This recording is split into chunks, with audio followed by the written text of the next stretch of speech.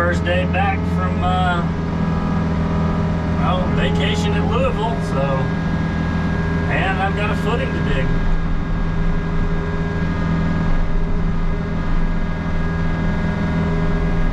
This is actually one I was just kind of needing to work in, and with being the first day back, the friend of mine serviced the dump truck, and there was a seal. I'll probably get the name wrong. I mean, it's like where the drive line goes into the front axle. I think it's the power divider or whatever. But there was a seal leaking there. And then, yeah, I got it in there, just serviced it. Because I think the last time I had it serviced was, I want to say, February. I try to get it done twice a year. It may be a little more often than what my mileage is. But so he worked on that, and then I tried to go renew my driver's license because, whatever it was, a week or so ago when my birthday was, I turned 40, so then my driver's license was expired. And yeah, the day it was the day after my birthday is when we left to go to Louisville, so I haven't had a current driver's license for like, I don't know, a week and a half. I've kind of forgot about it. So I tried to do that this morning. I get there, had the wrong piece of paper, and then I came back, and their computers were down, so I just said I'll try it another day. So it's on, I mean, it's right after lunch, so I'm not going to get a whole lot done. We got a little rain over the weekend, so everything's nice and muddy. So we'll dig a footing. I had this excavator in my house as well, because I don't think I put it in the video when I did the downspout, but I backed into my 12-inch bucket and scratched the counterweight all up. But I just painted it from before, so not a real productive day, but that's kind of usually how it goes when you get back from vacation. I had a fantastic time in Louisville. That was huge. Shout out to Sean and Aaron of Felco. They invited us out, took us to dinner, and pretty much just treated us like rock stars. So yeah, big thank you to those two guys. Met a lot of great people. Met a lot of other YouTubers that I was looking to meet. There's Davin with I Dig It 4, Diesel Creek, met Dirt Boss, Todd, Digging Live 21. John from Upstate Brush Control. Actually, John, Josh, Micah, Willie, they were all there, so had a real good talk with them at the Fecon booth. I met Neil from, I think it's Neil Koch from Dig Drive DYI. I think that's how you say. I need to look. I'll probably butchered his name or his title up or whatever. So yeah, Skid Steer Drew was there, Top Notch, Spradlin. There's a whole bunch of them, so that was a great time. I got a little video put up, basically just like a slideshow of the show, and as you guys can see, I didn't hardly run any equipment. I hung out in the Felco booth a lot. We did run the 308 with the Axis tilt rotator that AMI had. But my main goal was just meeting and visiting with people. Met a lot of fans, a lot of people on Instagram and YouTube. I met a bunch of people on Instagram. That was like Rock Structures and Bob Dietz and Son. And then we had dinner the first night with Sean and Aaron of Felco, and then T&K utility guys out of Asheville, North Carolina. It was Lyle Trent, and I believe RJ. Sorry, I probably had your name. I'm bad with names, but we had dinner with those guys the first night. They were just an absolute blast to hang out with. I think we had dinner with them the first and second night, but then it was fun because we'd like run into them at the show, or we'd meet up for dinner later and stuff. So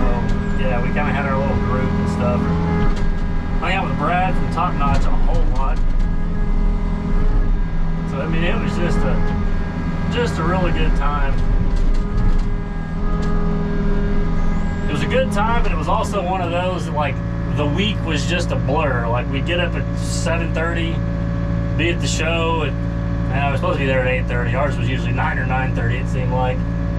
But then we get done there like at 4 or 5, then we'd either have a dinner or like a happy hour thing, hang out with everybody and BS, and then back at the room by like midnight, and then up again at 7 o'clock. So I did that Tuesday, Wednesday, Thursday. So yeah, those 3 days just like shot by. I mean, it's just a blur, but I mean, it was an awesome time. So but yeah, I really appreciate Sean and Aaron with Felco. They're the ones that invited us out. They took us to dinner a couple nights, had a happy hour.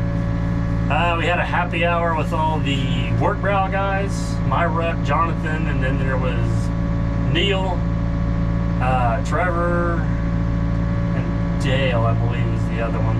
Like I said, I'm bad. I've talked to too many people, but that was really cool because we had like most of the YouTube guys there, you know, Diesel Creek, I Dig It For, Skid Steer Drew, Top Notch, I think Spradlin was there. Man, there was several other. Like I said, I talked to too many people, but that whole week was just awesome. I didn't hardly film anything. All I did was like take pictures of everybody I met, and then I got a little bit of footage, but it was, I don't know, it was just kind of nice to go there and not have to like have my camera up in everybody's face for filming everything, just to be able to sit back and just kind of enjoy it. That's the first time I've been to that show. I thought they had a good turnout. I think they said the attendance was down some because of COVID, but yeah, just the people in the booth and everybody I met, met a lot of great people from John Deere as well. This one's a little different. I'm digging the garage out right now. My benchmark is those wooden forms, but the mark I need to hit here is I took my laser, which I guess I can explain this real quick. The laser just kind of sets up your elevation for whatever you're kind of wanting to shoot. It tells you like the depths or the heights of the ground, basically. So the wooden forms are what you call my benchmark. That's my grade or my measurement. I can take a shot off that, and that will tell me how much further down or whatever. Like, basically, the benchmark is just like your home point or whatever you want. That's where you can kind of zero your laser out and go from there. So I want the bottom of this ditch to be 1 foot higher than that wooden form. So what I did, I set my laser up where it's at. It's right, I don't know if you can see it. It's right over there, just a little bit above the dirt. And then I took a shot on top of the wooden boards, and whatever the laser hit on the side, I went down on the stick a foot to bring the height up a foot, if that makes any sense. So now I'll jump out and check it, because that way the bottom of my ditch is 1 foot higher than there, and it'll get the coverage and stuff that it needs. And when they set those walls, it'll all line up together. Now when I get ready to do the basement portion of this, I'll take that same benchmark on top of the wooden forms, and I will go 5 feet down. Will be the top of the footing, and then from there I need to add 28 more inches down to be at the bottom of what I want my footings. You gotta have 28, you're gonna have 30 inches of coverage on the frost footing. So we'll kind of go over that when I get. Hopefully I didn't confuse anybody there, because it's a lot of numbers, and yeah, it can get a little confusing, especially here. It's a little easier when you have a benchmark that's already the same height as what you're working on, but it's not bad. There's just a little more numbers and stuff in it. So we'll jump out and check that grade and then carry on. I'm gonna dig this wall and then dig out that way, and then I'll jump up there and dig our way out. So like I said, I don't dig myself into a corner.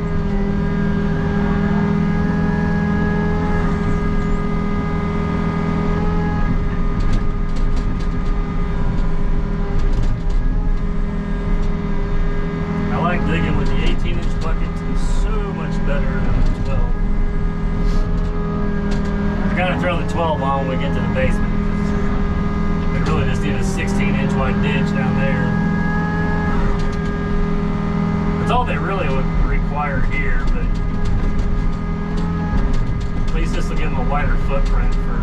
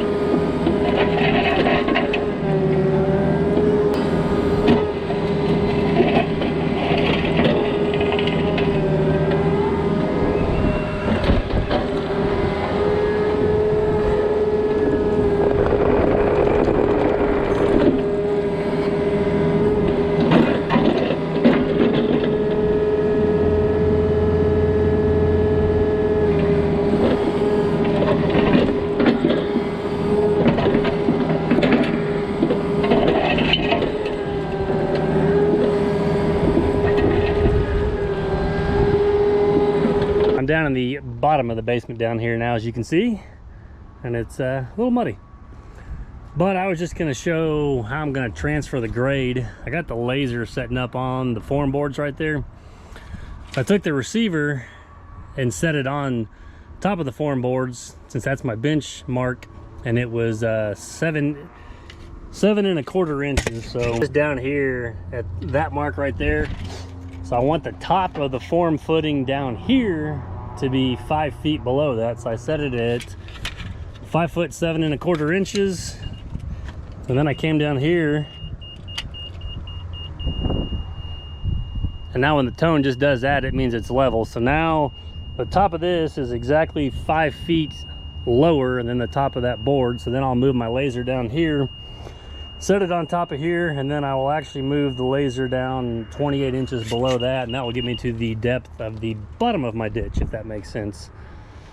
And this one's not too bad. It's basically, that's a retaining wall.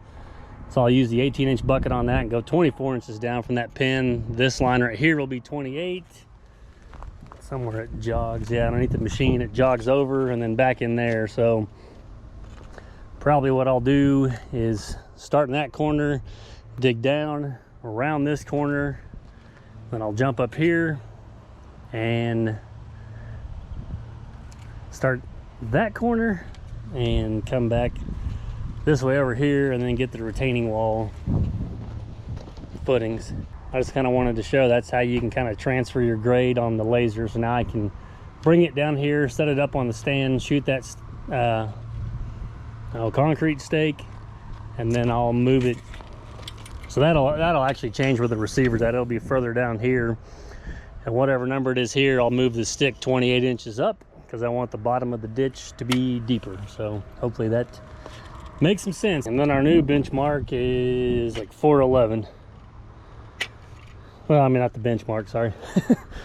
The benchmark plus 28 down, it was 2.7. So then 28 inches is 411. So that'll be the bottom of my ditch.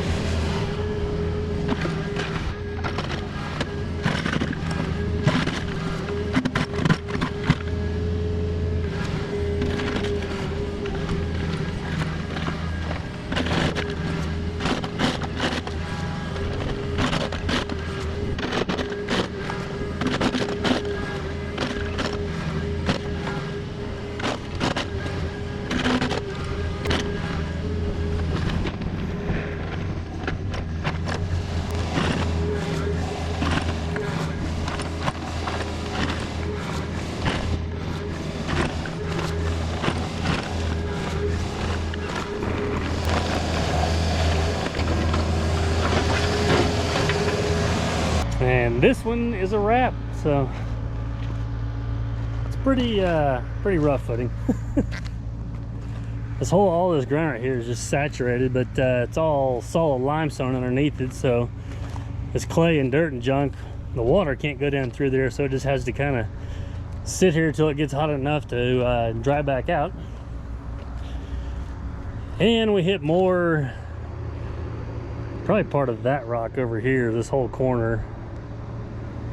So yeah, this one this side kind of came out a little bit of a mess, but I mean, I may be able to chip on that a little bit more, but I normally just let them kind of, I don't even know if they drill into it or not, but with that limestone, it doesn't ever settle.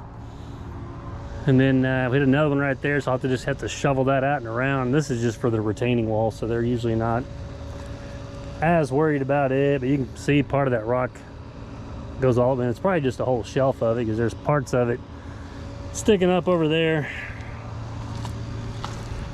But this whole corner I was digging out around it, and you can see part of it there, and then it kind of dropped off. But yeah, it's not going to settle, so I'll have to just kind of shovel some of that out, and they'll just, hopefully they'll let them let that work, or they'll have to get a hammer back over here and chisel some of that out, which is I think what they did over there, and then maybe some more of that up top. But so yeah, it's not the